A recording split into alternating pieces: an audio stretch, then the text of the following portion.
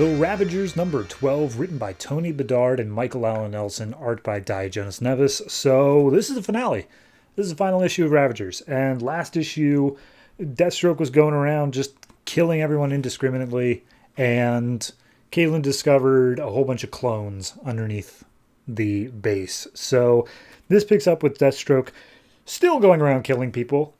It's Thunder, Lightning, Terra, and Beast Boy all against him, and Thunder and Lightning just immediately bite the dust. Just stab through the chest, totally gone. And he goes over to attack Beast Boy, but then Terra jumps in saying, no, not him, and Deathstroke stabs her instead.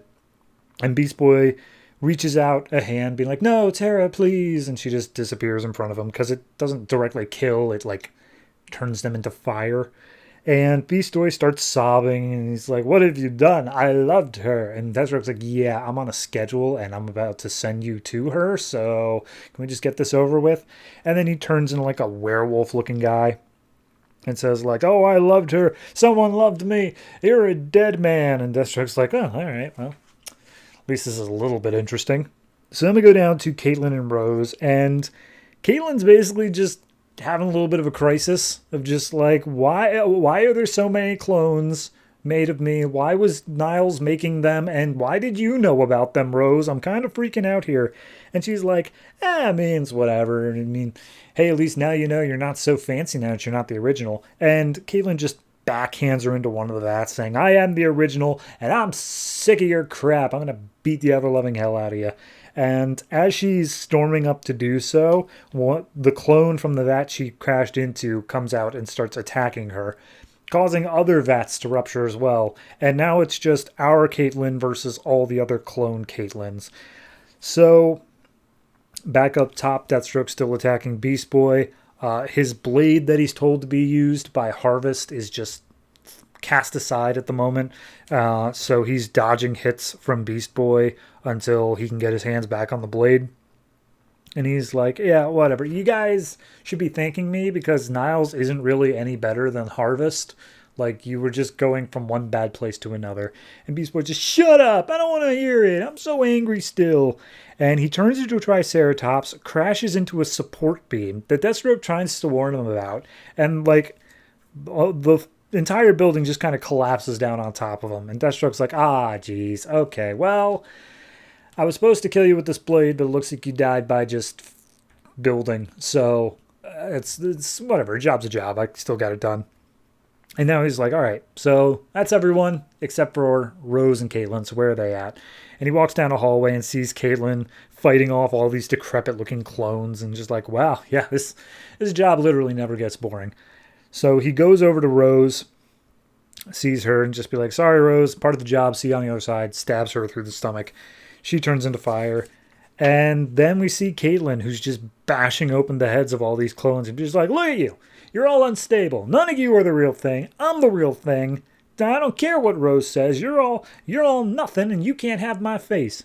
And as she's literally beating the crap out of all of them, using parts of other ones of them, when finally the rubble clears, Deathstroke steps up and he's like, hey, they're gone. You did it. Good job. And Caitlin's like, I'm me. I'm me, right? Tell me I'm me. And he's like, if you were reading Team 7, you'd know that I killed the real Caitlin Fairchild when she killed her own father. So, no, you're not the real one. And he stabs her through the stomach, and then that's it. So then we get the little later bit back at the colony. Harvest is talking to Deathstroke, and he's like, oh, good, dude. Enjoyed using the blade? He's like, yeah, magic blade's not really my thing, but it worked out. And Harvest's like, but it's not magic. It's a teleportation blade. You stab them and they show up elsewhere. And he's like, I don't care. I doesn't matter to me. He's like, okay, well, it's also not magic. It's also from the future. But whatever. Fine. Thank you for the job. And here is your payment. And so he brings in Rose. And it turns out that Deathstroke wanted Rose to be free from Harvest control. That was part of the deal instead of payment. And she's like, if I had known this was the deal, that I'd be under you instead, Dad, I would have wanted to die. And she's like, well, that's not really what's going to happen. So anyway, you're free from Harvest. And I also get to pick one other Ravager. So he goes over to the room where everyone else is being kept in like a cryopod, and he picks out Tara. And Rose is like, she's not going to go with you without Beast Boy. And he's like, well, Beast Boy's dead, so that's not even a problem. She's going to come with me, and that's how it's going to go. And so Deathstroke says bye to Harvest, says that they're going to stay out of each other's way, and that's that. Final page is the crater where Beast Boy was. We see a young woman walking up saying, oh, hey, you're here, just like my dad said you'd be. But I wonder, with all of your power, what animal you're most afraid of. Is it the Raven? And yes, this is Raven. Raven steps up, as we already saw happen in, I think it was like Teen Titans. This book, I don't even know what to blame anymore, because it's this book, Teen Titans, Deathstroke, and Team 7 all are so just immediately tied together. And it's Tony Bedard. He's the writer that's in common with all this. But editorial should have stepped in and made it, work, made it make sense. It's so weird to me that all these books filter into each other and are actively spoiling each other the whole way through. I don't dislike any of the independent stories, but it's the fact that they don't flow in a way, like, it would have worked for me if I had been reading this in the way the trades were published, Like, oh, I read through this whole trade, and then I move on to Deathstroke or Team 7 or whatever comes next. That would have been fine.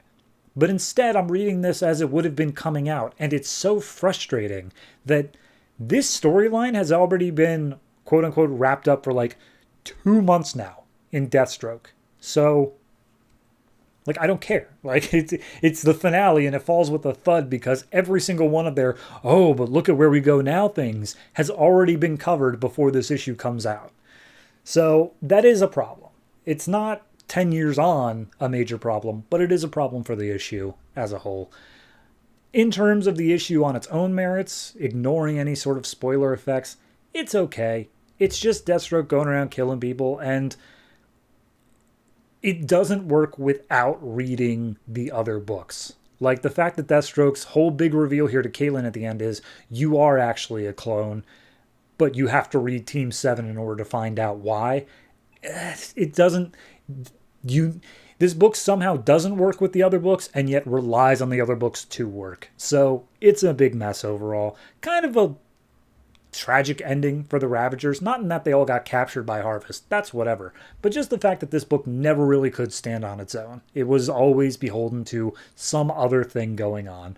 So I'm going to give this one